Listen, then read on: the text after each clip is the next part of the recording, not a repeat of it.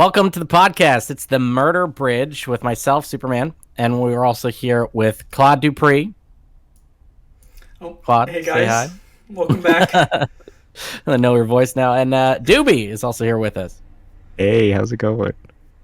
And we are three homies. We play a lot of ARAMs together. I'd say, what do you guys estimate? Maybe Uh, probably like 3 dozen a week, around that mark, yeah, right? it's a lot less than it used to be, but it's still enough that I feel like we are in the Making up. area to be able to make these calls. And Well, yeah, we've played enough, and we're getting old enough that now it's time to make a podcast about it, right?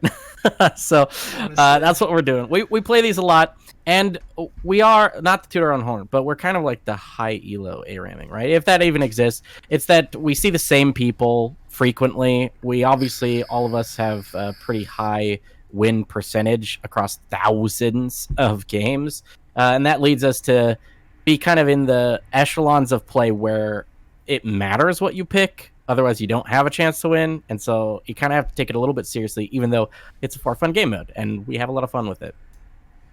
all right. So, well, yeah, I mean, we want to kick things off by kind of taking a look back, right? Now that we're here, it's season 2024. It's January right now. So a lot of changes just dropped. But last year was also an extraordinary year for changes in ARAM, just because they had changes to the map, a lot of champions released, or just like reworks, and they obviously affected ARAMs. So diving right into it, I want to kick things off because our resident mage here, for the most part, Carrie as Doobie, Hui got released just a few months ago, and this champion takes like a PhD to play. Have you had a chance to play Hui in ARAM yet? Yeah, only once or twice, but he's really strong. I think he's extremely complicated as well, and he's like pretty hard to grasp. But if he clicks for you, he's super strong. Yeah, I Is mean, there, I definitely think last season he was pretty good, but with the new items, he feels pretty underwhelming. mm. But yeah, no, certainly last season he was a strong ARAM champ. Okay. Yeah, I mean, whenever they release a new champion, we always do this silly thing where we're like, did you win the lottery? Whenever we're checking in with each other, if you re-rolled into it or somebody on your team got it and they traded it to you, because it's always fun to see actually how it plays out in ARAM. And obviously, you only have so much control over what champion you end up locking in. Hui, I haven't touched the guy yet on even practice tool, and I Says don't the know. support player. Yeah, I'm the support player, right? I love my enchanters. He's got at least some shielding in his kit that I know of. Can he be played as the support role, or is he just No, full no, on? no way. Yeah. No, it doesn't work. So I probably won't play it, like, ever. Although it was fun that last year we got Melio released. Imagine on ARAM having an AoE heal, AoE cleanse. It's just completely bonkers, especially if you roll an 80 carry for your team. Or honestly, Well- not even an 80 carry, but a lot of on hit, right? Well, I'm wondering, like, I'm trying to remember Emilio's release, and was it? I don't even think it was that good. Well, people thought he sucked because he couldn't land Q. It's too hard. It's too thin. I know that I was kind of annoyed that, like, what does he do? Like, he just heals and shields and sit back, do nothing. You're not like Janna, where you at least have a tornado or something, right? And the Well- Q is all disengaged, so you kind of got to, especially in the ARAM atmosphere, you got to sit back and wait. Like, I don't know. I mean, it was. He must have been good to some extent in ARAM because they nerfed his shielding and healing at some point. So it's, Well, that's just because it gets out of control, right? But I mean, still, it never. Emilio never felt overwhelming. Yeah. He's got a Fair lot of enough. utility, but his damage numbers are always pretty sad. Yeah, true. That's just true everywhere, right? Like, Emilio's never supposed to be dealing damage. Right. Like, Just- some people don't even take Scorch in the blue tree just because, like, what It's is it only worth off it Q. to? Yeah, it's only off a Q. Or if you shield yourself an attack, but it's like, I really Most wish. of I really wish damage Melio was a thing in ARAM. That'd be hilarious. yeah, you want to, I want to kick Soccer. soccer balls. yeah, and then have them do ability. Well, because they hit for AoE and they could they look like they should deal a lot more Yeah, damage. they than look like they should. 120% bonk. ratio. It's actually really Is high. there? Yeah, it's Yeah. high. Oh no, you shouldn't have said that. Now Claude's definitely gonna build Well, full AP Melio no, next no, time we no. play. The thing is, I've tried it. I know Shasta has tried it, which is another one of Mm, our ARAM buddies, yeah, and it it doesn't work. It's not enough. Having it's because the one Q one cooldown is too damaging long, or part. what? It's just that's your only damaging part of your kit. Yeah, Yeah. yeah. Like And the ratios on everything else isn't high enough. your passive can be all right, but yeah, that's about it, really. Mm, fair enough. Yeah, I mean, heal shield champions. We'll come back to that as a topic a little later here in this episode, just because I love to talk about them. But in the interest of more interesting conversations for now, it's damage. There's a lot of champions that either got released or reworked within the last year, back in 2023. And specifically Briar. I love this one because speaking of heal shield, that champion has insane personal healing and increased healing on the map itself. Doobie, right? Like, you love to play this champion. Yeah, she was pretty nuts when Gore Drinker was around, but maybe now that Fiesta will go Sundered Sky instead, maybe it's a little different. Yeah, I don't know. I haven't played it with the new stuff yet, but no, it was like on release, Briar was Really bad. she was pretty trash. She was just a fast way to int, and you just constantly be going in because I mean that's how the champions kit worked, and you would Yeah. just die. But then they gave her the increased healing buff, and she just gets to. Once you have 2 or 3 items, you just were getting to dive whatever the fuck you wanted. Tower didn't mean shit. You just keep going and you kill whoever the fuck you want. That's kind of the power of that healing buff. Isn't just like the survivability in and of itself, but you get like super low, and then that forces a fight because they think they can kill you, and then all of a sudden you're full HP in like 2 seconds. Even like I think without Core Drinker. Yeah, I mean, still, yeah, we haven't tried it out with the changes, but I mean, it could be nuts still. Sundered Sky is a nutty item, so. Mm. Who I knows? haven't messed around with them. Obviously, it does. Does that shield or heal? No, I have Yeah, probably It haven't. heals It based on your missing heals. health. It heals. Oh, Yeah. you say Melio, So, Sundered Sky, Melio go Sky. No, but yeah, no, that item is nutty, not balanced. We'll talk about that later, though. Yeah. Well, when you're talking about champions that go in too, Nefiri was also released, and I What think that this dog champion's doing? what? Yeah. What are the Yeah. dogs doing? Do you guys feel like Nefiri was particularly strong on release for Aram, or like Claude? I know you didn't play it too much outside of. I actually played a bunch of Nefiri on Rift, Right. but on Aram, I actually think Nefiri's actually pretty solid assassin. She just turns into a bruiser later, and her gap closes are really obnoxious. So unless you have a way to reasonably CC her after she goes in ARAM, she kind of just gets away with what she needs to. You feel the same, Doobie? Because like I always worried when the Fury got released, and I was like reading about the W, like that's the dash, right? That it could be body blocked, and you got like 5 champions sitting there. Do you feel like you agree with Claude that it's strong still, and you can like be a bruiser, or do you feel like you get, blocked all the time? I think if you're patient with your kit and you pick your targets well, then you'll be fine. You just have to play off Q. And, she just shreds so much armor using Black Cleaver and Eclipse. Yeah. It's crazy. That's be patient. Not a lot of listeners who play ARAM are gonna really want to do that. Do whenever it's up. That's not how it works. You can tell the kind of players we are then, because sometimes there'll be like no action for 8 minutes, and we're like, why are we playing this game? But sometimes you got to play that way. It's pretty wild. There's a few other champions we had on this list, but I don't want to go through every single one.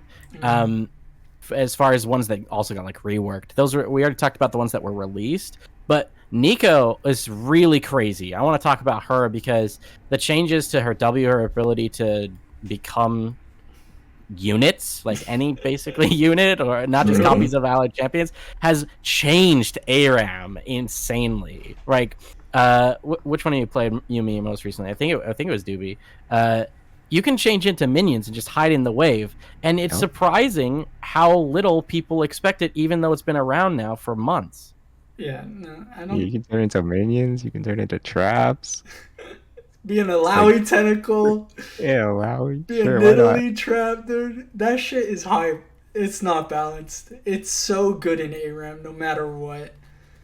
Yeah, just the engage ability. And items are interesting. Doobie, do you have any thoughts about, like, I know we're going to dive into item reworks and changes later because of 14.1, but specifically items that she has built or might build now, do you feel like they augment her ability to just get 5-man ultimates? Mm. Yeah, she would definitely appreciate the cheaper proto belt. And I know she likes pen True. builds too. Storm Surge is pretty cheap. There's Yeah, that I think she does well with the new items. There's a new item too that gives like reduced CDR and ultimate, right? I guess we'll come Yeah. back to that. But Would, that's would it Malignant. be good on her though? I don't know. I'm not sure. Okay. Malignance Nico. Dude, it We'll have probably to do makes some huge circles. Yeah. Interesting. Quite possible. One last little champion that's gone kind of to hell and back, and is hell, was for a while at least. Ashe. Okay, so she's been a champion in League of Legends for well over a decade, one of the original champions, and people generally like to see her in ARAM for a while just because she's fun. She's got the slow. We have some friends who have very strong feelings, Shasta, about this champion in general, but especially in ARAMs. Claude, talk to me about the mandate build and what that was all about for like almost all of last year. No, I'm so sad it's gone because I actually enjoyed that shit. You enjoyed playing against it? No, I enjoyed playing as it. Well, yeah, if you're super Like, overpowered, if- but if tell- you're just tell bored everybody and- what it was. If you're bored and you wanted something easy to play and just have the easiest time relaxing, kick back in your seat, shooting off Ashe ults every 10 seconds, you would just go mandate and constantly cast W and build every CDR AD item. Even if it's an AP item, screw it, you build Leandries if you want. You build all these items on Ashe and just have the lowest cooldown on your ult and just constantly have this 30%, whatever slow it is on Ashe passive, applied to the whole enemy team the entirety of the game. It made the game so simple, but to be honest, it was really obnoxious to play against. It was miserable to play against. Yeah. It was terrible. But why mandate? Like, what was the mandate's still in the game? So why don't people still do this on Ashe? they finally changed Ashe to, instead of having down to a 4-second cooldown on her W, in ARAM, they made a specific change that makes it so her W is always a 18-second cooldown, right? No matter what rank it is in ARAM. So because of that, they removed the other nerfs they had put on her in ARAM, and now she can play as a normal ADC, which is annoying to its own degree, but that champ is just toxic in ARAMs. Wait, does that mean she can still have crazy, like, I'm genuinely asking, does that mean she can still have crazy low ultimate? Yeah, Or I think so. So it's just that her W isn't crazy anymore. Yeah, which... Dude, what about Malignant Ashe? Shut up. Oh, God. Like, you just fire a No, 20 it's so base bad. You have ability to... ace? That item is All only... right, all right. We'll That come back. item is... It can be good, but like... It is... I mean, Ashe should get full value from it. It would be pretty wild. I'm gonna troll a game later. We'll find out. Maybe we should have talked about the items being released. We'll just assume that our listeners have checked out the new items for 14.1. Yeah. We'll talk more about them, ARAM specifically, in a moment here. But yeah, I mean, last year was just pretty wild. We just talked about a bunch of champions that were released or ones that had like mini reworks and how they kind of fit into the ecosystem within ARAM. Yeah. Whether they kind of matched their performance on the Rift or not, and their releases being wild. But I think some of the craziest changes happened to the map itself in ARAM. I mean, the Murder Bridge had not changed for a long time. I want to say half a decade. What was the last thing we got? I'm like trying to remember even before. I mean, we had events. Right, like Yeah, the that was Butcher's Murder Bridge. Bridge. Yeah. Yeah. The Volibear crap and... Wait, what was the Volibear? Do you not remember the Volibear thingy? That was No. like for 2 weeks. Do you remember, Doobie? Yeah, that was like his rework teaser, right? Yeah. What happened there? Like He would Volley just, would like, appear and he would Leap out slam of a the double map. crush. Yeah, Oh yeah, he was like a Giga Volibear Knocked on the everyone side out. of it. Yeah. it was weird. It That was kind of was hyped to so. go. It was cool. Yeah, it felt like almost MMO style or I something, mean, or like a dungeon crawler. we would also get Poro King every once in a while, which was Oh yeah, that's kind of just a mini game, right? That yeah, was but it was just actually fun. kind of cool. I liked it. Poro King was a good one. I hope they bring it back. Me too. But they changed the map like 3 different times, or in a lot of different waves over the course of last year, and a lot of it was literally changes to the terrain, right? And Yeah. I know Doobie felt really strong about the tower rubble, so they did this thing where they, anytime you destroyed a tower, it would fall one side or the other, and it was RNG, right? But then you had like this thing in the way, Doobie. It really pissed you off. Yeah, the whole wall just covered half the lane. It was like literally unpassable terrain. You just couldn't get around, and it would make certain champs like LeBlanc, Talon, just insanely broken on that little corner. Yeah, Mm. adding all that like fog of war and like that little choke point that you could go through was actually god awful. Because the brush was there, right? Yeah. So it was like fog of war extended, and you couldn't see around it, right? Like you actually had more fog of war to play with in Aram, which is wild when we talk about it, because a fog of war itself has just been like cancerous on Aram. Like you never know if you're actually revealed in a bush or not. But specifically with the tower rubble, I remember that Fiddle was just broken Yeah. because you could True. stand in the brush or Mm. behind the wall or where, and people would have to step way too close, even if they had like an advantage of dashing over walls, like they had the talent or the blanc. If you step up to even like hop over for a millisecond and play around with it, the Fiddle could just be channeling his ult at any time. I felt like I'd just get murdered.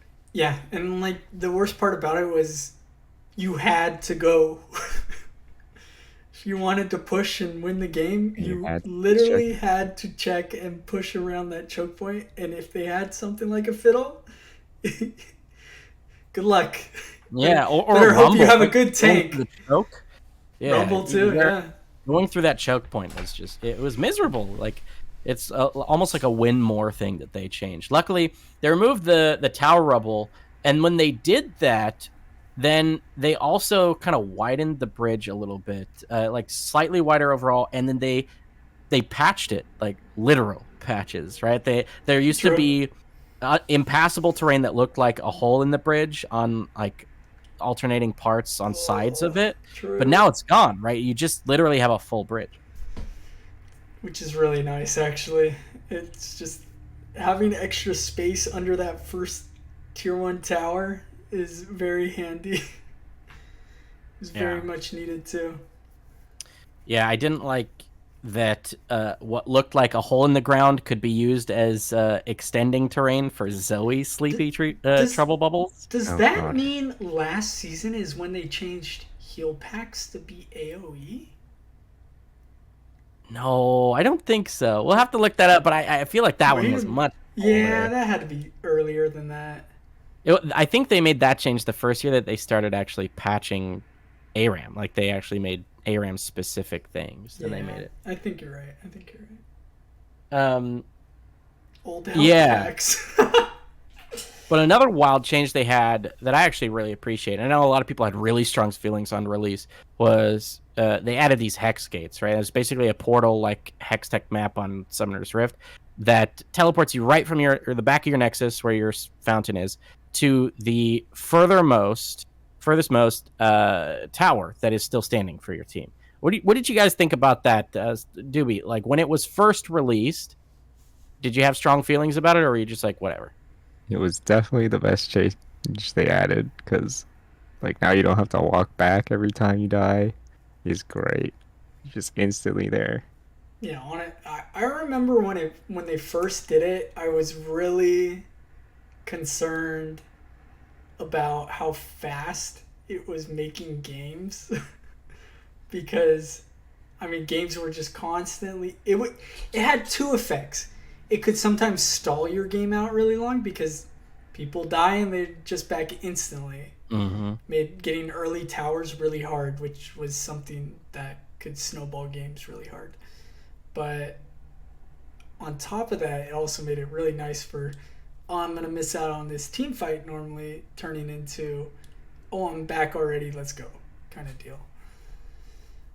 Right. Yeah, I appreciated that now we've had to develop almost a meta around them. Like you have to know when you shouldn't take the portal. If you're the first person to respawn and they're pushing the tower and you're alone and you take that, you're gonna have a bad time. Yeah, 100%.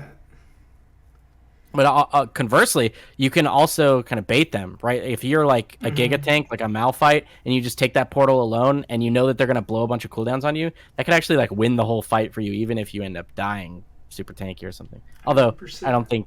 I can't remember the last time I saw a tank Malphite in Aram. Well, wait, no. I mean, it couldn't have been that long ago. I don't know. I Or definitely tried wouldn't block play it out. Malphite without Night Harvester. I would not play Malphite. So Yeah, new patch might be Malphite with a interesting. gun. With the gun. Malphite with a gun. I mean, it's Your just a Zerglocke satisfying gun. sound. Night Harvester, the that you get when you deal R.I.P. damage. R.I.P. Mm-hmm. No. But last year they also added to the entirety of League of Legends. They added these things called like challenges. They're like achievements that you can unlock or progress in just for basically playing the game. Some of them are really specific to certain maps, like Summoner's Rift or the Murder Bridge, the Howling Abyss. And Yeah. some of them are role specific. Some of them are really niche or wild to do. I remember the one that everybody was chasing on Summoner's Rift was the one about, do you get Shelly to dance, the Rift Herald to dance at the Nexus? Mm. I can't remember if there are any like ARAM specific ones that were like that people there is. really wanted to do. They're There's like, which plenty. ones though? It's definitely double pentakill. Oh, in one game? That's Yeah. one Yeah. of them? Yeah. Yeah, the support player here would not know about those. That shit took a while. But, I mean, sometimes there's just those games where you just get a billion pentakills and you're just blessed. Finally done with that. But, Yeah, I'm glad that our group has kind of evolved past the try to steal each other's pentakills, and instead we're just always trying to get them. Or at least I feel like that. Maybe Claude's the odd one out. He always wants to ruin everyone's day. it matters how recently they ruined my day. So it's a snowballing effect. If they ruined my day, like, within the week, I'm ruining theirs. If not, I'll cheer them on.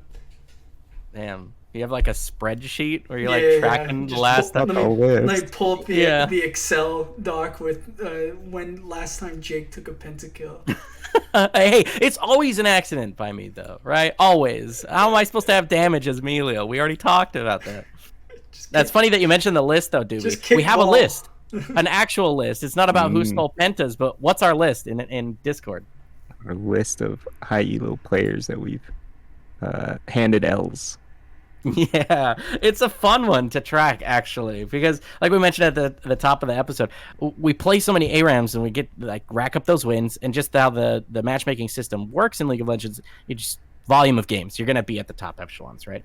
But it also uses some of your, it seems to at least use some of the elo from other game modes like ranked Summoner's Rift, because every so often we get pro players, like LCS players in our games, relatively frequently actually, once every 25 games or so, when they happen to be playing. If they queue while we're queuing, we're probably going to see them in our games, right? So it's kind of fun that we've made this list that shows us, or at least tracks, who we've actually been able to take down. I'm pulling it up just on my other monitor and taking a look at some of it. Like the recent one, who's TL Honda Aspect? Is that Core JJ? I think that's Core JJ. I think he was in our game. When was this? It doesn't show the date. It does from when we posted it. It was it was last summer. I guess we haven't kept the list up. What is the cutoff? They have to be challenger, right? I think we added like master tier players as well. I think Master Plus, yeah. Yeah, Masters Plus. So what Riot considers, what's the fancy word they have for it? They have some sort of fancy term for High elo. Apex. Apex. They call it the Apex rankings, which is Masters, Grandmaster, and Hey, that's a different Challenger. game. That's No. I'm serious. Within Riot's API, they label them as Apex. Oh, Anyway, really? Okay. Noted. yeah, it's just interesting. So we keep a list. So if you end up in our games, if you see Superman, Doobie, and Claude Dupree, and we put you in the dirt, you're going on a list permanently. So you better watch out. Fair enough. Yeah, we have a lot of fun with it. We try and add our own challenges too. What are some challenges, like achievements, that you guys have chased personally? Claude, I know you really like to get, obviously, the pentakills, but you also end up on tank duty, utility duty all the time. So what are some of the challenges you're most excited to be chasing in ARAM? Well, I mean, the main chase augment in ARAM is probably just DPS threat, right? That has been the main chase augment, the absolute flex augment. That means you're doing damage and you're doing it well. Mm. And Doobie has a bajillion of them. Yeah. Bajillion. How many do you have, Doobie? Pull up your client and take a look, because I'm actually really curious. 1,099. 1,099 DPS threat? Yes. That's got to be challenger ranking, right? Because they rank these. Yeah, Absolutely. wait, where does it put you? Yeah, what number? 1139. Oh my, the top 1,000 DPS threat. That is insane, actually. And like, again, to get one token, it's 1,800 damage per minute, right? That means you are dishing out the deeps. How many solo carries do you have, though, Doobie? That's where you get, what's the damage share? You have to have 40% or higher? 40% of your team's damage. So high. That's so high. That is the other chase one. That's the other real flex. Yeah, I think that's the huge flex. Do you know if you're in like Master Grandmaster for that one? Grandmaster 773.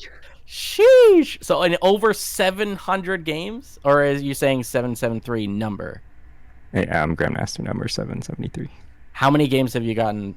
I've done it 40 times. So it's 40 hard. different it's a lot games. harder. But that's within 1 year, right? Because they just released them in 2020. Yeah. So in 1 year, you've had 40 different games where you've done almost half or around half of your team's entire damage. That's so crazy. I love that. Does it have Is that your favorite one? It's definitely one of my favorites because it feels good to get. Because then you feel like you definitely stomped the game. Does it have the prerequisite that you win? Nope. Oh, really? It can be on Outlaws, yeah. Whoa, that's wild. I didn't even realize that. Yeah. Huh. Well, Just then. draft 4 supports. It's that easy. You know what's really fun is I am so far behind you guys on those. I'm not looking at. I don't even want to say them out loud of how far behind I am on the DPS threat. I don't even know if I've got. Okay, now I actually got to look it up in my client. I don't know if I've ever gotten solo carry because I don't play carries. Look it up. But I'll look it up. But are there any sort of achievements that you guys wish existed?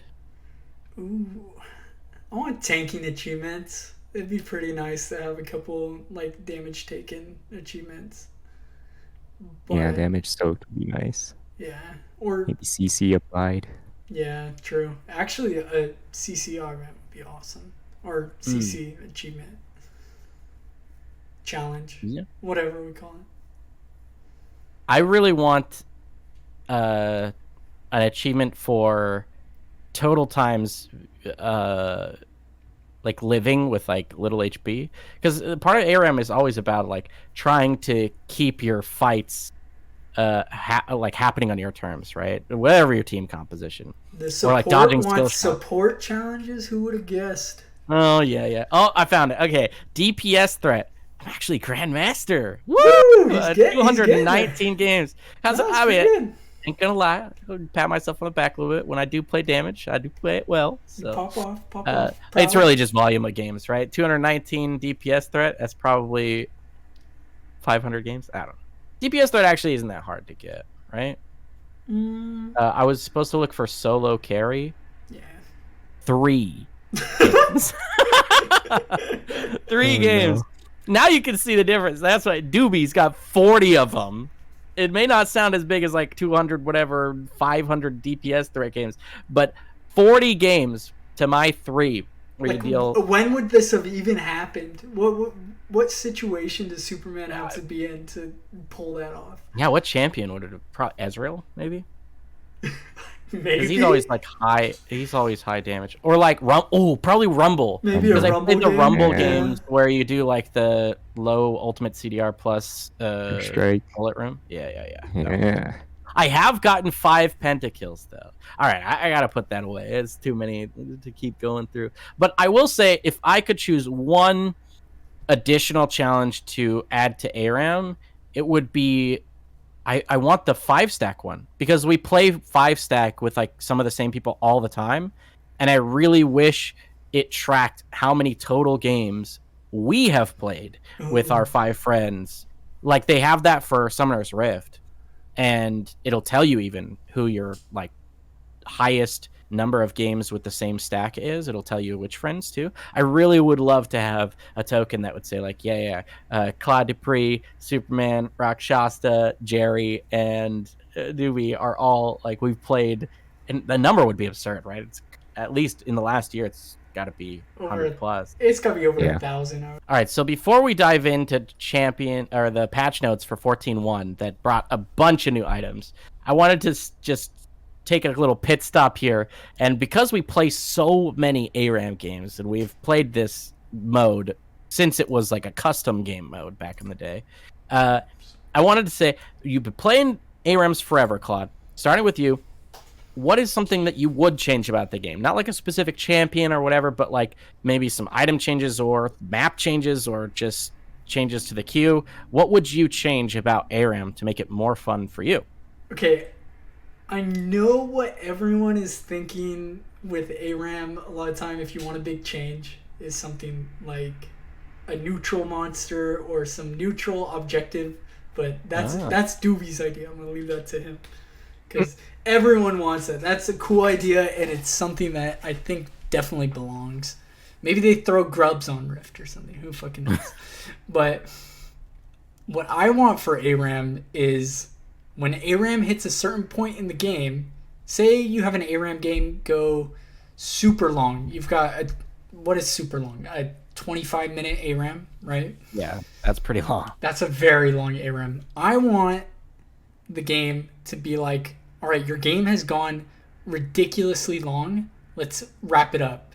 So have the shop or have everyone get the option to Ornn upgrade one of their items or have a super powerful item that unlocks for everyone for each role. Say like support gets a very strong support item that they can pick up with their Wait, money are you saying in the like late game. almost like TFT-esque, where like the game pauses for a second, everybody gets a shop that opens up, you have to click one of 5 items? Everyone gets to choose a radiant item. Yeah, exactly. Like, that actually sounds correct. It would be awesome, and it would totally close games out, like Yeah. without a doubt. So it'd be perfect. I think Ornn items is a mid idea for doing it. It'd be an idea that is in the game that would work instantly. You hit 25 minutes in your ARAM, bam, everyone gets to upgrade an item to an Ornn item. Or I think that'd be fun, yeah.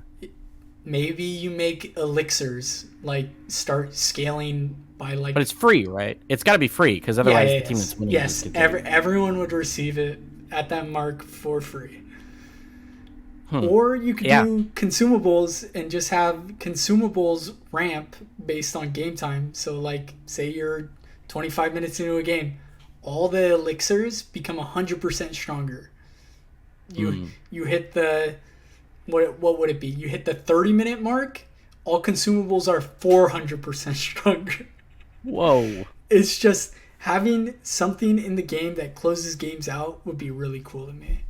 Closes it out? Because if you give the items to everybody, it's going to just keep it basically the same, right? It's somewhat, but still, champions are going to do more damage. They're going to kill things faster. Things are going to die. Game's going to end. Okay. It will make a difference. Okay. I think I would like that change as well. Doobie, would you like that change? I agree. It sounds pretty interesting. I definitely think it has potential. I'd give it a try at least. I've got more ideas. I want to throw more ideas. Okay, all right. I want with another one. Let me throw some ideas at you guys. Okay. So we've all been in an ARAM where the enemy team is just sitting under their tower for 5 minutes straight, nothing happens.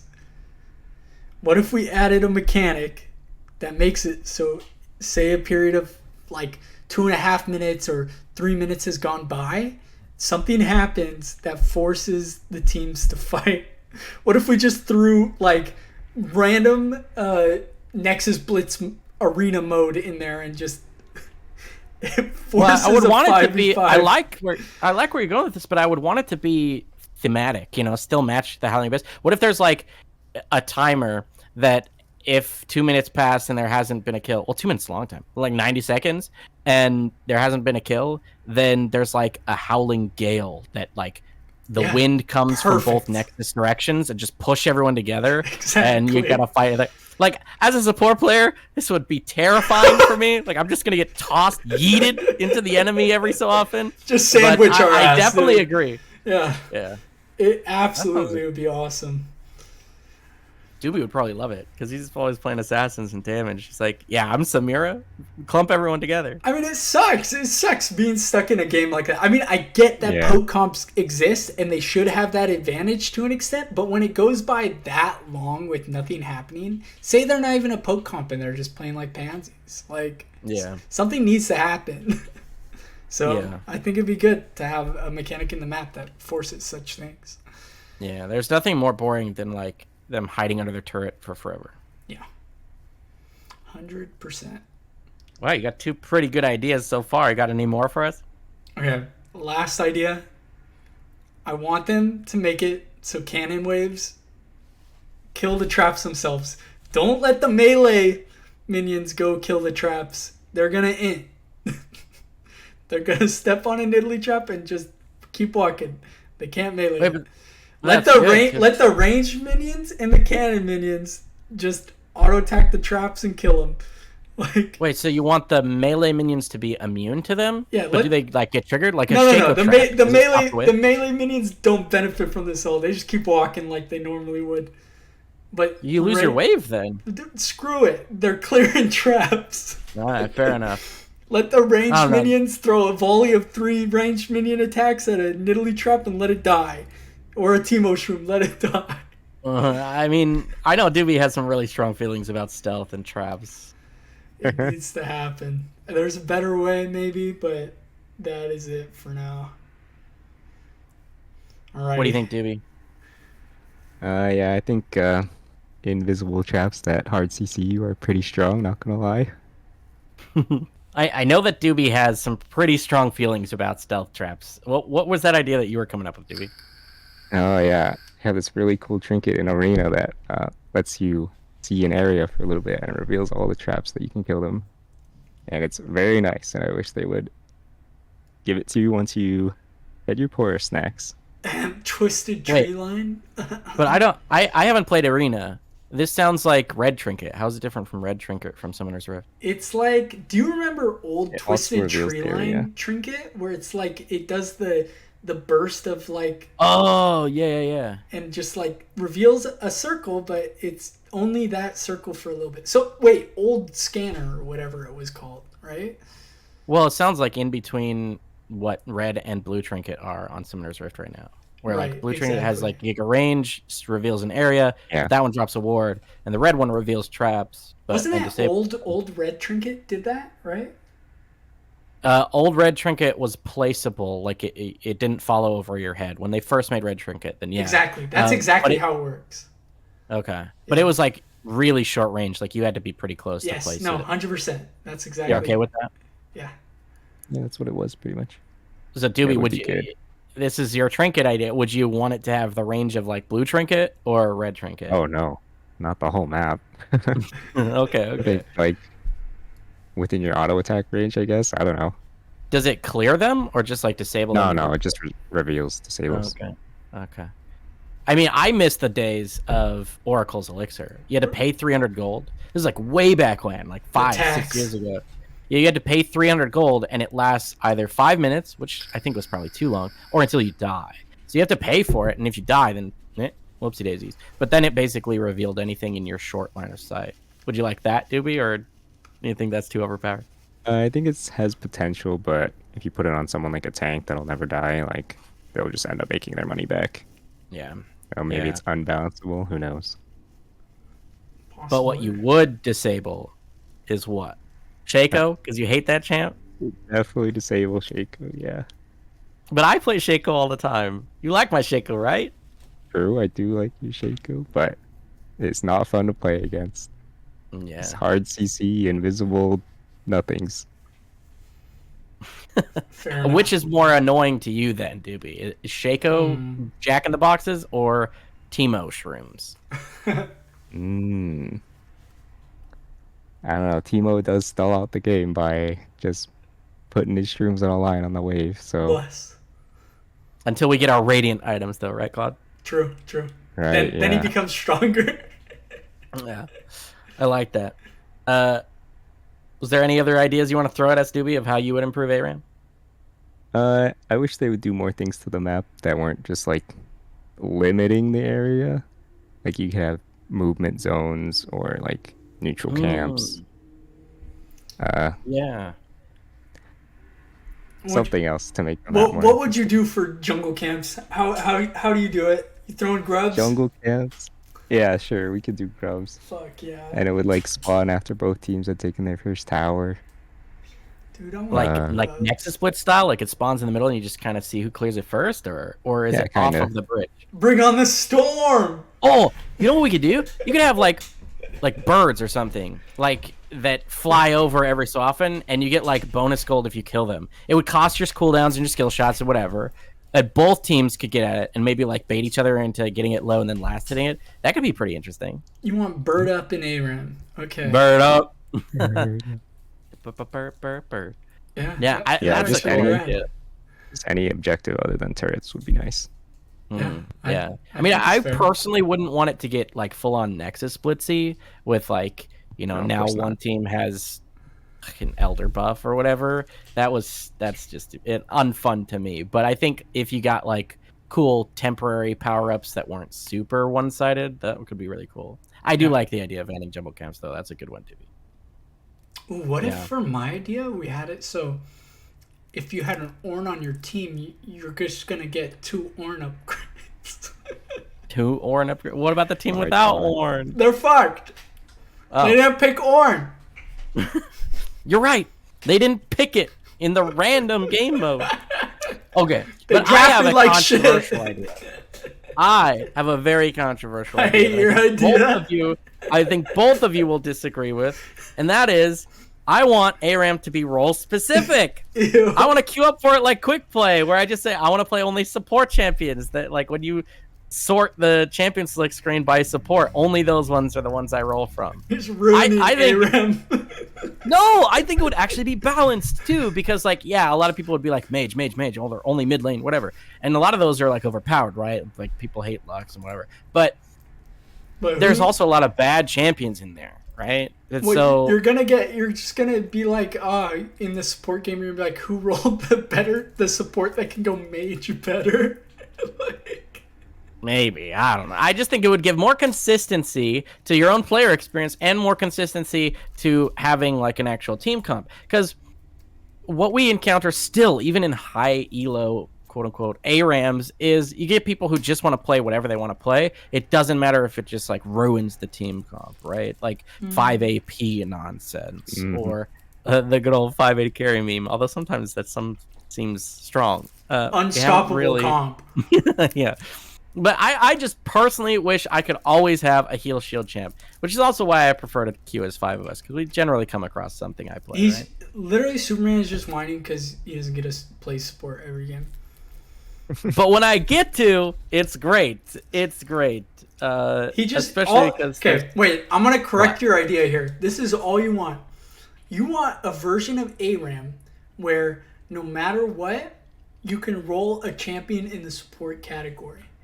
No, wait. that's in the literally what I said. in Claude. the enchanter Did you fall category. asleep? But Did you fall asleep? No, but 'cause I just feel like you, some of just the you, tank just ones, you. actually, you're probably right. I hate. Okay, playing wait. solo. What if they did something like role specific rerolls? So when you rerolled, you could roll a champion that has a preference for a certain role. Was DPS or was support? Yeah, Okay. that would be good.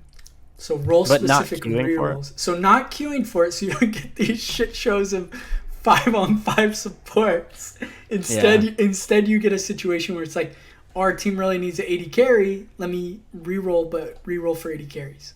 That's probably better too, just from like matchmaking or like creating lobbies. Because if we did like the actual role specific, No we'd one have would the queue problem. tank. That fucks no one would everyone. queue tank. Yeah. Yeah, we'd have the Overwatch problem. Yeah. Yeah. Smart. Okay, I like your amendment. Do we all like it then? You would agree? Do we? Yeah, You would I think agree? it's a good idea. I Yeah. think those rerolls belong in the game. Yeah, those would be a good addition. Yeah. Sweet. I appreciate that then, because then I would be very, very happy being able to play, yes, specifically an Enchanter support every game. There's a reason for that, though. There's a reason for that. And that's because, let's talk about items now. Because I love building specifically heal shield items stacking upon each other and getting wild. And now I really haven't figured it out or optimized it here for 14.1. Let's talk about this patch, because they didn't make any Aram specific changes to 14.1 because there were so many changes with the preseason, right? There's all these new or not new. I mean, I think we can consider the new items ARAM changes. Like, it's totally fair in my mind, but it kind of sucks. But at the same time, it's fair. Because my favorite thing to do has been stacking those heal shield items in item CDR. I'll come back to that later to talk about like we're gonna do a segment about how we found certain things that really work well for us and can just kind of be overpowered. But I haven't really found out about the items, the new items. Like, it doesn't seem like they really change much. It's about support. So I'm going to rely on you guys here to kind of talk through these changes. The new items that just kind of came through. Give me your guys' first impressions. Doobie, first with you. What are some of the items they removed that you wish they kind of didn't, because it affects the way you play ARAMs? I think a lot of frontliners are going to be missing Gourd Drinker real bad. I think it was a really good item. Maybe a little on the unbalanced side, but, it was still good to, get that lasting sustain in the fight. It'll last a little bit longer. Yeah, 100%. It feels awful not having Gourd Drinker. Yeah. Gourd Drinker specifically? Because, like, Stone Plate's gone too, but I don't think many people... Gourd Drinker was such a core... I feel like them getting rid of Gourd Drinker really messed up a bunch of balance, maybe, for champions. Because there was a lot of champions that were nerfed or buffed based on that item being so good. It made your champion have this whole extra pool of life that was like extra 500 life every activation. And now you just don't have that at all. So without that, now you're a little doomed. Are there any others that are that impactful, Doobie? I think Dustblade definitely carried a lot of weight in a lot of champions' kits. You don't like it because they're invulnerable. I mean, it was really hard to balance, not gonna lie. As I put in the notes for the podcast, I put in the notes, I said, it's awesome that Duskblade is removed, but so it feels good when you're playing against a champion that can't build Duskblade anymore, but it feels terrible when you're playing a champion and you're like, shit, I really need my Duskblade proc. Right. It feels awful. But is that so? Those are two items then that you're saying, like, Riot probably needs to rebalance or take a second look at the fact that without those items, certain champions just feel really bad. Well, they tried to give us the replacement for Duskblade, quote unquote, which is the lethality item. What is it called? The one that gives movement speed on kill. Is that Hubris? No, Hubris is different. Terminus. No, Terminus. I'm just throwing out names now. Screw it. Pause. Pause. I'm finding the name of this item. Starts with a P, right? Where is it? Boo bum bum. It's. I'm gonna find this item. Does it start with an O? I think it starts with an O. Opportunity. Opportunity. There you go. Wait, it's literally just called Opportunity? Yeah. All right. There we go. The item is called Opportunity. Gives you huge bursts of movement speed on kill, but it doesn't even compare to Duskblade in the slightest. It's not complete immunity. Well, what's the cooldown on it? Because that sounds like it's still good for, like, Talon, for example. Get in, Burst your target, get out. I don't think there is a cooldown on it.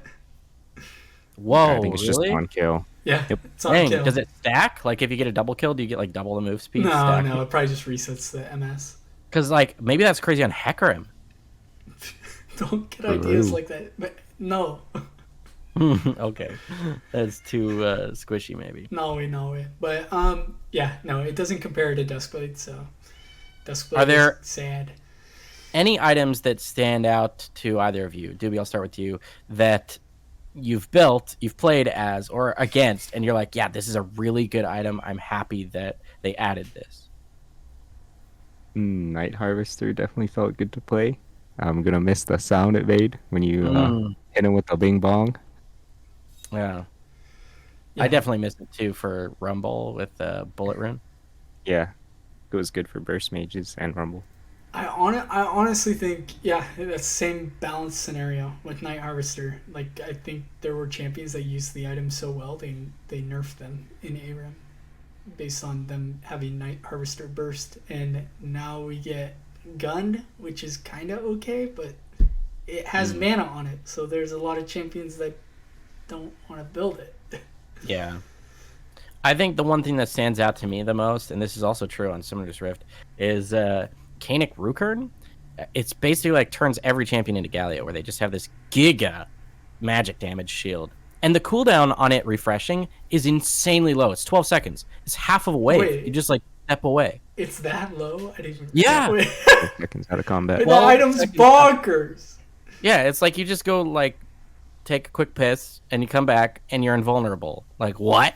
It's crazy. I think they need to nerf that. Yeah, the tank items are particularly insane for this season. They're way overtuned in my opinion. They give Right before recording this, we actually encountered an interaction with a new item that seemed insane. You guys remember that karma in the game right before we started recording? yeah. Malignant What was it, karma. Yeah. Yeah. That's there's no way that should be allowed to be played. Because what's the interaction?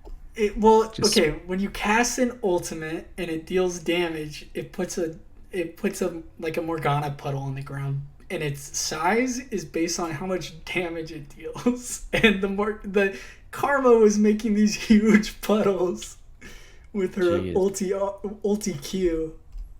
She did a mantra Q that like one shot 3 people. Remember? Yeah. Because on top of the puddle, she also had Storm Surge. That's the one, right? That like if you deal 35% of their max HP, then it's after a 2-second delay, it's kaboom. But she one shot them, which means it triggers instantly in that AOE on top of the puddle that reduces their MR. It was Karma's nasty. just out here being abusive. Bomba. Yeah. Oh, speaking of Bomba, Gragas would probably be wild. Well, I mean, yeah, it's probably pure AP. Gragas is probably wild now, yeah. But he also is sad about no Night Harvester. True. Yeah. And the new, I feel like the new Ludens kind of sucks. Yeah, no, new Ludens is very underwhelming. I don't know if it just needs more damage or if it does. Yeah, I don't know. 200%. Pretty wild. Well, I don't really have much more personally to say about the new tank items or other items that they added. I mean, obviously they removed mythics, which gives a little bit more flexibility in builds, but we haven't had long enough to really talk about this. Although, yeah, I know that there's one item that I feel like nobody builds, and it feels like it's such a weird use case, and that's Crypt Bloom. I don't even know who you would. Maybe like in an ARAM situation, maybe there's a situation where everyone builds Crypt Bloom, and you get a kill with 4 assists, and it heals everyone to full. Because that's what it does. It gives magic penetration as base stats. AP, does it give mana as well? Well, it's weird it's like because a full damage mage item, but its little passive unique thing about it is that once you kill someone or you get a takedown, not just necessarily kill, but a takedown, then within 3 seconds of you damaging them, you get a takedown. Then there's like a 200 health heal AoE where the target died. And most like AP champions are not going to be on top of someone. Like maybe I actually Nico. think the AoE is pretty big, right? I think so. Actually, Is it? Like how big? Like the size of Nico. Oh, whoa, that's huge. Yeah, it's actually pretty big. Like Redemption. Wait, then maybe I'm gonna do some cooking But, about it because it's a weird item. Oh well, well, I mean, because I like guess, Zillion, you put a bomb on someone, they yeah, run in, and they're deep, totally. and then you get to like heal them. It's like a free redemption. Wait, Okay, maybe it's not as wait, stupid. okay, Hold on. wait. Now my brain is working. You've Maybe enlightened me. we're the Papegas all along, not But right. it just seems weird because it's you either choose to build Crypt Bloom or you choose to build Void Staff. You only get one or the other. But yeah, and it gives less overall percent pen than Void Staff, which is strange. But I can see in those support scenarios, building this early-ish actually might be kind of bonkers. Well, I guess we'll find out where it shows up best because with volume of games, we just kind of come across everything. Any other items you guys want to chat about before we move on? Yes, I mean, Hubris, in my opinion, is insane in ARAM, at least. Hubris. That's the one that gives you For sure. bonus AD on takedown, right? Yes. Like permanent. So every kill you get, you gain. I mean, technically it's not much, but every kill or takedown you get, it gives you +1 AD. And there's a lot of kills that happen in ARAM, so this item just kind of snowballs out of control sometimes. And before you know it, you could be 10 minutes into your game and be getting an additional +25 AD every kill. Yeah, I mean each additional point of AD is like 30-ish gold in value, right? So It's huge. if you stack those, like they've nerfed other things like Triumph or whatever, where it's only like +10 instead of +25 gold for every takedown because they realize how frequent takedowns happen. Maybe they need to take a pass at this item because if you're getting 30 gold worth of stats for every takedown, you're just getting crazy. Yeah. The That's item wild. the item is like really well statted too. It gives like Yep. 60 base AD, 18 lethality, and then on top of that it gives 15 haste. So it's just like this insanely good AD item. Like Dewey, have you had the chance to build it on anyone? Yeah, it's definitely really strong. And it's got On who? Who'd you scaling. play it on? Who did I play it on? Zed? might have been on Zed, yeah. Ooh. That's a good champ. not He's really Zed. safe. I've been Sheesh. I've been messing around and just like if I'm playing an AD champ that can like afford to build it early, even if I'm like an AD carry or something, just buying Yeah. Hubris first and just having this item that gives me scaling AD throughout the game while I build the rest of my build, and it actually has felt really, really good. Definitely a good first item for sure. And then I'd say the other really insane item is Sundered Sky in ARAM. Just What gives does that one do? absurd healing. It's basically J4 passive. It's like Heartsteel in a way, but so you can only proc it on a single champion every 6 seconds. Yeah. But on proc, it gives you a guaranteed crit. That only Crit? Yes.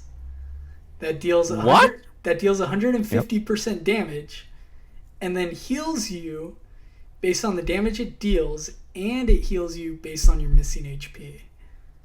Whoa. I think it's only missing health. It's literally Divine Sunder RAP on crack. It's So you stack that with Hubris, and now you're critting for like crazy high. exactly. It can totally Yep. work in that manner, but it is Whoa. really strong. No wonder that J4 in that last game we played was like seemed like he was doing way too much damage. He built that item. Did he? Mm-hmm. Okay, I'm looking now because I'm curious. Pretty sure. Yeah, he built it. Wait, the one we played against? No, Yeah, pretty sure he did. no, he Are definitely. you looking at it? There was a game where J4 built it maybe Earlier this a week. week ago or earlier this week on Wednesday. Or building that last game On- then, on because he Wednesday. was like, The one last murdering. game built the other items, Hydra, the Profane Hydra. No. The most recent game, he built Hubris. Well, We're yes. talking about Thunder Sky now. Yeah, I'm not talking. Yeah, I know, but Wait, he didn't even I'm build saying- Hubris. What? He didn't build any of the items we're saying he should have, but he was still hitting hard. Whatever. He- I mean, he that bu- brings he me to the built next topic. Lethality Hydra, dude. Lethality but- Hydra is nuts. Whatever. And that guy's wild, and we won. He lost. Jay, I'm looking at this game and I'm like, he didn't build Hubris. He didn't build Sundered Sky. You're looking at the wrong game. It ain't no way. I'm looking at the We played against 2 Jarvins in a row. Oh, did we? Okay. Yes. Yes. We played against 2 Jarvins in a row. I'm talking about the one we just played against. I didn't. Although the one before that, what did he build? He built Hydra, the Hydra. Yeah, but none of the Profane other. Hydra. What a weirdo. He Which, died which is 18 a really times. good item. Actually. That is Jarvan moment. But this brings me to balance questions. Normally we would go over like the balance adjustments that Riot would have made in the most recent patch, but because on 14.1 they didn't really make any adjustments because of all the item changes and not just obviously they were overwhelmed with changing the map to Summoner's Rift. They didn't really. They made 0 Aram specific balance adjustments, and I think in the interest of time, I don't really want to like talk a lot about the current balance, but just let's touch on a few interesting ones. We already talked earlier in the episode about Ashe, how she had to kind of get specifically adjusted for it, but there are some weird ones. Let's talk about just like overarching themes, like how there's plus 20% bonus tenacity for like every assassin out there. What do you guys feel about that kind of thing? Well, I mean, that has stacked on itself to be all these items. There's like 3 new items that give extra tenacity also now. I'm pretty sure Wit's End gives tenacity. Zephyr, right? Did they add Zephyr back? Am I remembering this? Are they? No. Let me Wait, that was Zephyr's Arena. back? Oh, it's Arena, yeah. I was like, I don't think Zephyr's back. Sterix gives Sterix gives tenacity now. Yep. And I feel like there's one more, but I might be just misremembering. But I felt it was super strong to have tenacity on Wit's End. Yeah. Yeah. What do you guys think about how they changed Karthus, though? That was one that I wanted to get your guys' take on. They changed it so that his passive only lasts for 5 seconds versus its regular duration from Summoner's Rift, and it feels actually really fast. It's an ancient change. Like, maybe when they did that, like, beginning of the season, right? When was that? Yeah, last year, but it's within the last year, so I wanted to like bring it up. That change is good, but it's annoying. But, Annoying for like, Karthus for the player, Karthus player, yeah. but I think it's Yeah, good. you have to it's, press R right away. it's a good change. It's a good change that was needed. Mm. Yeah, otherwise he just runs in and dies every 10 seconds. And it's just a Whoa. problem. I'm looking at some of the current balance lists. I didn't realize Katarina not only gets the 20% bonus tenacity, but she also has 10 free ability haste. You knew this, Dewey? Wait, I didn't even know Sounds that. about right.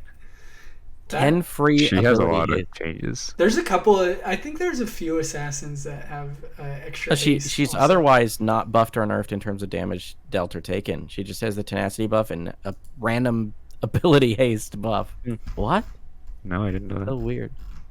What about what do you guys think about Lee Sin, the ding ding as we call it? I mean, Yeah, it was what is meaning. it, 30%? Yeah, it's plus 20% healing and shielding. There was a period of time where it was 40. Was it? Yeah, when Yeah. they initially changed it, that sounds right. Oh my goodness, that's insane. That definitely led to It some would just be a channel every- degenerate shit with support Lee Sin. But I mean, meh. But at the same time, sometimes bonkers. Yeah. Cool champ though. I think it's fine. Yeah, I'm a big The way they have it right now is perfectly fine. You think so? Yes, 100%. I I think. think it's not too bad. What other champs are kind of weird right now? Overall, I think Aram's actually in a pretty good spot.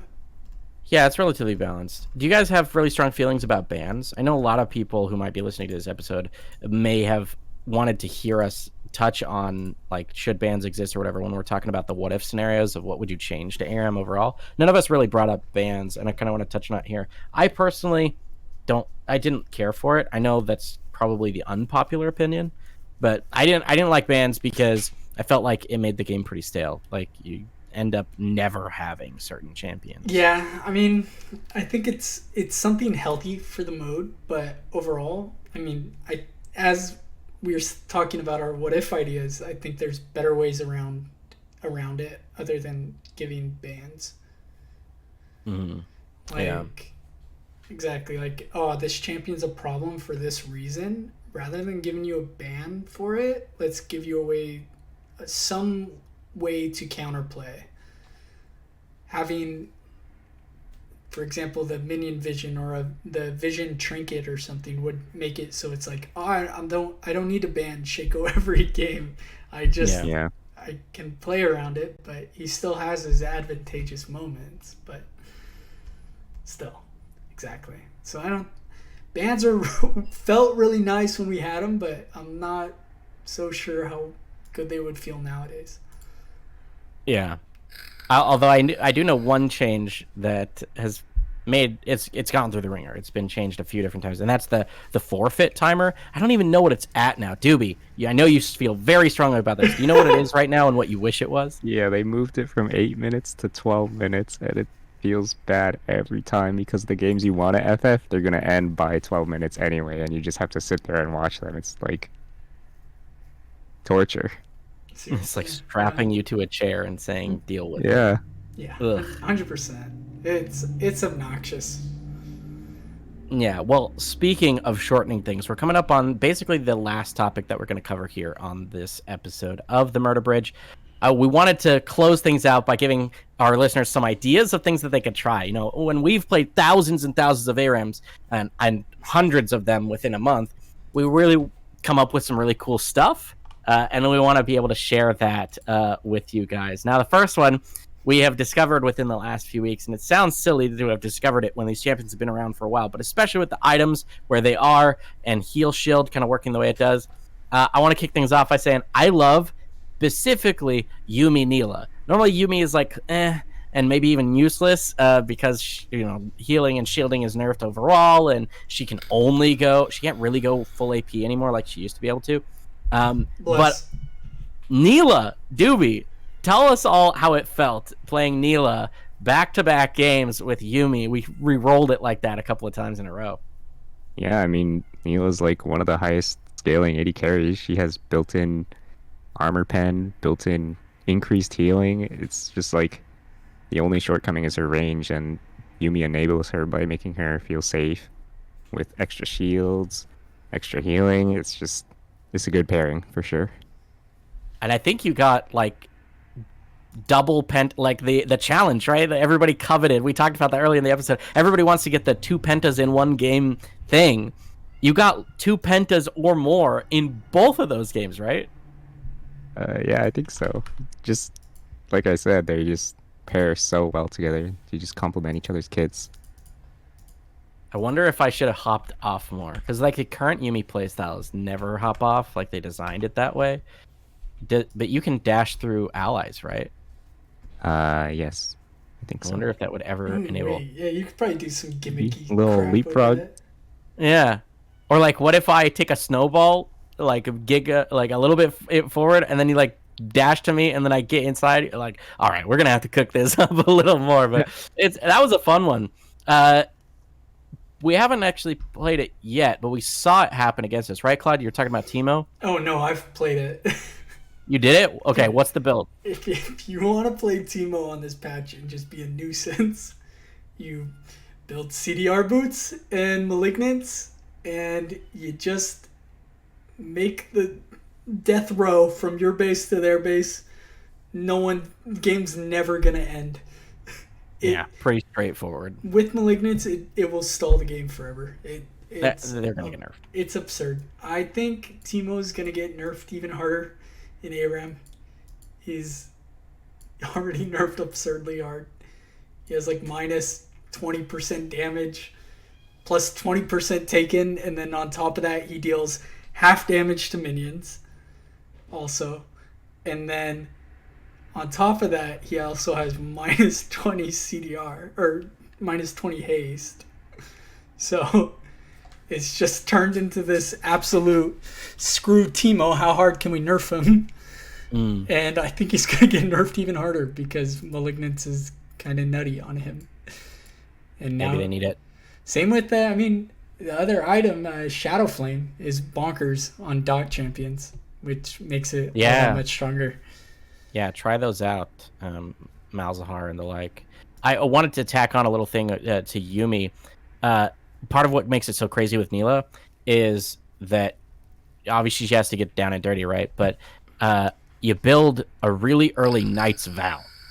You remember those numbers? They got crazy. I think redirected like 10,000 damage over the course of like an 18-minute game. It wasn't like a short one, but it wasn't long either. And it was just insane, the amount of damage being redirected. So try that one out, building Death's Dance on Yuumi. It's never recommended from like the shop. Wait, you're going to hold up. Yeah, nice. Oh, I'm sorry. I missed Death's Dance. I was thinking about other items I hate. But Knight's Vow. Yeah, you make the vow, and even though you're untargetable and you're attached, it actually does still redirect the damage, and you're always in range, so that's pretty wild. Bro, why aren't you building Death's Dance on Yuumi? Bro, maybe you need it with that, so the damage that's redirected as true damage is in now a true damage dot. I don't know. That would be. I think you're spending too much time. It's a dot, and then on top of that now, well, I mean, every takedown they get will heal. Yeah. Briar and Lulu. Doobie, tell people about how that one works really well together. Yeah, Briar's a really strong champ. She does damage. She heals a lot. She tanks a lot with her E.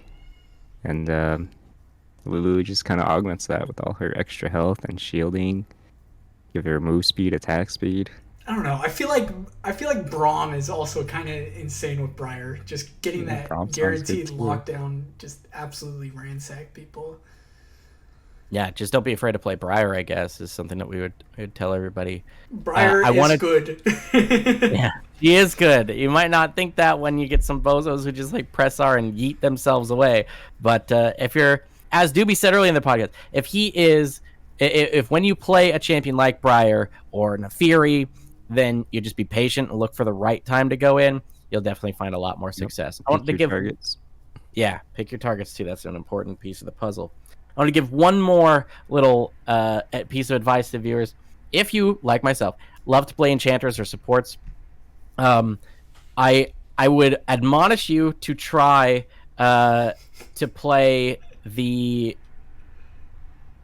shield heal items, but specifically rush a redemption with the rune. I think it's called Ingenious Hunter at the bottom of the red tree that reduces, based on takedowns you get, it reduces your item CDR. You can get redemption, especially if you also go Cosmic Insight, which is part of the utility tree, gives a flat item haste. You can get redemption down to a 50-second cooldown. That's like every other wave you can heal your team. It's just a lot. It's a strong playstyle to go item CDR on supports. Especially if you can also build Locket, which the Locket shield itself is improved by heal shield power. And now that mythics are removed, you could go Locket and Shirelia's Snap. I know. I'm so excited. I haven't gotten to do it yet. After we're done recording, I want to play more. But you can go Locket and Shirelia's and Mikhail's and Redemption, and screw boots at that point. Like you just build on top. Dawncore. What does that do? The shield power per mana regen. Oh yeah, I mean it's super expensive. Wait a minute. Yeah. We gotta play more. So now that we're coming to the end of the episode, I'm just closing it out because I want to just hit the play button on the game. We'll close it out by just going in around here. I'll start first, then Doobie will go next and clap. What's a champion that you kind of want to pay attention to and look for us to maybe talk about on an episode to come? I think I'm gonna take a quick look at Hui. I want to try him out, see if I can play him support. You guys say you can't, but no, you can. What are you doing? I'm gonna int at least one of your games then. Jake's gonna int one of our games. He's gonna be confused. Doobie, what's a champion that you think you can mess around with? I was gonna say Hui, heck you. But nah. I think I want to try Briar with the new items because she really needed Core Drinker, and now that it's gone, maybe she's just giga trash, but we'll see. I mean, yeah. I got to play it earlier. I got to play Jax, which is what my pick would be, and it felt really strong. In my opinion, I think all the bruisers are just kind of cracked with Sundered Sky right now. 100%. Play bruisers, build Sundered Sky, win game. Okay, then. Well, we'll have to report back on our next episode of the Murder Bridge. I want to thank you guys for tuning in, and thank you both, Claude and Doobie. We had a lot of fun talking about ARAMs. Obviously, in the future, we want to bring on more guests, some of our other friends who play, and if we can come across any of those high elo LCS players, maybe see if we can steal them. Probably won't happen, but we'll give it a try. Let us know, of course, in the comments if there's certain topics you want us to cover about ARAM. Any questions you have for us. Might even come across like a full Q&A session if we get enough that you guys want to hear us talk about. But that's going to do it for this episode. Thanks again to both of you gentlemen for joining us here on the Murder Bridge. We'll see you in a couple weeks' time. Awesome.